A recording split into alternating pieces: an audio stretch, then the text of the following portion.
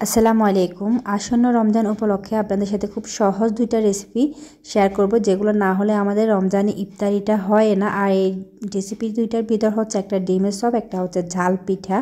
আর এই ডিমের চপটা হচ্ছে আমি বাজারের দোকানে যে কিনতে পাওয়া যায় ওই চপটা তৈরি করা ইজি, একদম খেতে অসম্ভব মজা হয়। আমি এখানে আজকে 6টা ডিম নিয়েছি, আর ডিমগুলো মাঝখান থেকে সামান্য একটু কেটে নিয়েছি, না হলে কিন্তু অনেক সময় দেখা যায় ডিমটা ভাজার সময় ফুটে ওঠার সম্ভাবনা আছে। অবশ্যই ডিমটা সেদ্ধ করে একটু কেটে নিতে হবে। আমি খোসা ছাড়িয়ে নিচ্ছি, এটা আর দেখালাম না। এখানে আমি দিয়ে দিলাম একটু বেসন অথবা ডালের গুঁড়া ব্যবহার করলে পারেন। এখানে আমি হাফ কাপের মতো দিয়েছি, আর 1 কাপ দিয়ে দিচ্ছি ময়দা।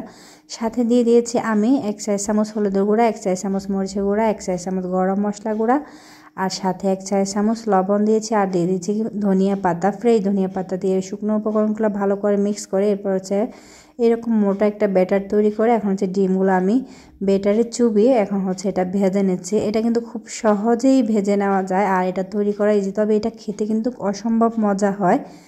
এখন এভাবে করে আমি সবগুলো ডিম দিয়ে দিব। প্রথমে আমি 3টা দিচ্ছি, কারণ সবগুলো একসাথে দেব না, যেহেতু ডিম গুলা গোটায় আছে, তো সেক্ষেত্রে ভেঙে যাওয়ার সম্ভাবনা থাকবে, নাড়াচাড়া অসুবিধা হবে। একটা পাশ যখন লালচে করে ভাজা হবে, পরের পাশটা আমি উল্টে দিয়ে অপর পাশটা এভাবে করে লালচে করে ভেজে নেব। এটা তৈরি করা একদম সহজ, আর খেতে কিন্তু এটা অসম্ভব মজা হয়। এটা হচ্ছে বাজারের যে চপটা বিক্রি করে, এই একটা চপ বিক্রি করে 20 টাকা করে। আগে 20 টাকা ছিল, এখন মনে হয় এটা 25 টাকা হয়ে গেছে, যেহেতু দ্রব্যমূল্যের দাম বাড়তেছে। তবে এটা খেতে অসম্ভব মজা, আমরা সহজে বাসায় ইজিতে ঝটপট এটা তৈরি করে নিতে পারি। আপনারা যদি তৈরি না করেন, তৈরি করলে বুঝতে পারবেন এটা যে কত মজা। আর আমি একসাথে 2টা সহজ রেসিপি শেয়ার করছি একই বেটারে। এভাবে করে আমি সবগুলো ডিমের চপ ভেজে নিয়েছি। এখন আপনাদের আমি উঠিয়ে দেখাচ্ছি ডিমের চপগুলো আমার খুব সুন্দর হয়েছে। আর এটা যদি আপনারা না খেয়ে থাকেন অবশ্যই একবার করবেন, একদমই ইজি, খেতে অসম্ভব মজা। রেসিপি ভালো লাগলে লাইক কমেন্ট শেয়ার করুন, সাবস্ক্রাইব করে চ্যানেলের পাশে থাকবেন। ফেসবুক পেজ থেকে দেখে থাকলে পেজটাকে ফলো দিয়ে রাখবেন। আমি একটা চপ ভেঙে দেখাচ্ছি এটা কি সুন্দর হয়েছে। এখন হচ্ছে আমি পরবর্তী রেসিপিতে চলে যাব।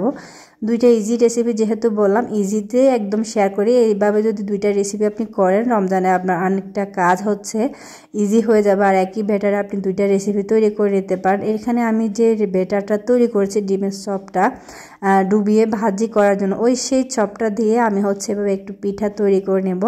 এটা আমরা ঝাল পিঠার মতো খেতে পারি, ইফতারিতে ব্যবহার করতে পারি। আমরা অনেক সময় ইফতারিতে ঝাল পিঠা তৈরি করতে পারি। তো এভাবে যদি আপনারা করেন, একটা চপ তৈরি করলেন, আর একটা হচ্ছে কি এভাবে ঝাল পিঠা তৈরি করুন, আপনাদের কিন্তু ইফতারিতে 2টা আইটেম হয়ে গেল, আর একদম ইজিতে, একদম কিন্তু সহজ। আর এই চপটা কিন্তু খেতে অসম্ভব মজা হয়।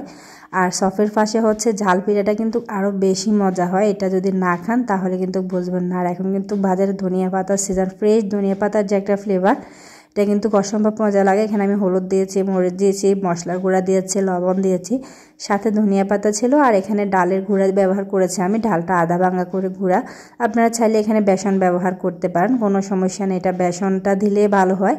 আমার হাতের কাছে ডালের গুঁড়া ছিল, আমি এটা দেওয়াতে একটু ক্রিস্পি হয়েছে। তো আপনাদের কাছে যদি ডালের গুঁড়াতে থাকে, মানে আধা ভাঙে যেটা আমরা হচ্ছে কি পেঁয়াজের জন্য বানাই, ওটা থাকে, ওটা দিয়ে করে নিতে পারেন। আমি সবগুলো পিঠা তুলে নিচ্ছি। এখন একটা পিঠা ভেঙে দেখা আপনাদেরকে কি সুন্দর হয়েছে। এটা খেতে অসম্ভব মজা হয়েছে। আজকের রেসিপি এই পর্যন্ত, একদম সহজে 2টা অসম্ভব মজার রেসিপি তৈরি হয়ে গেল। আল্লাহ হাফেজ।